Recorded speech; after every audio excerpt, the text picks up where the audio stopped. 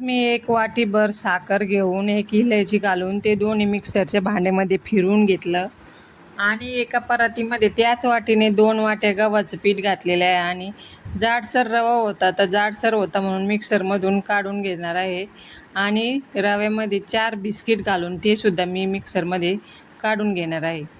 ते सगळं बारीक मिश्रण मी एकत्र करून घेईन. त्यामध्ये थोडंसं मीठ आणि तीळ घालून घेणार आहे आणि दूध घालून हे सगळं उंडा बनवून घेणार आहे. उंडा बनवून घेतल्यानंतर 10 मिनिटे तो झाकून ठेवायचा आणि त्याच्या पोळ्या लाटून घेऊन त्याचे शंकरपाळे आपल्याला बनवायचे आहे. आता हे बिना ओवा बिना तूप घातलेले शंकरपाळे आहे की तुम्ही बघू शकता आपल्या शंकरपाळ्यासारखे घालते.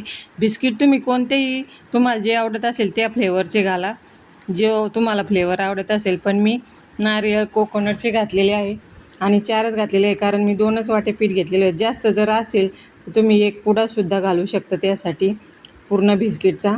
खूप छान होतात. हो, सोडा किंवा तूप काही टाकण्याची गरज नसते. लाटून याचे शंकरपाळे मी बनवून घेतलेले आहे आणि शंकरपाळे इतके टेस्टी लागतात की बिस्किटाचा जो वास असतो फ्लेवर असतो तो सुद्धा येत नाही. फक्त ते आपल्याला सोडा वगैरे काही घालण्याची गरज पडत नाही. आणि हे पोळ्या लाटून घेतल्यानंतर एकावर एक 2 ठेवून मी कट करून घेतले आणि शंकरपाळे छान तळून घेतलेले आहे. इतके टेस्टी शंकरपाळे झाले होते आणि थंड करून एका कॅरी बॅगमध्ये ठेवून आता मला ते मुलीला देण्यासाठी ठेवायचे आहे. हे बघा, हे असे शंकरपाळे बनलेले आहे.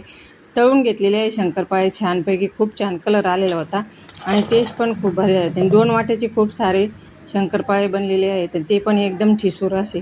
तुम्ही पण रेसिपी नक्की ट्राय करा आणि मला सांगा कमेंटमध्ये कशी वाटली.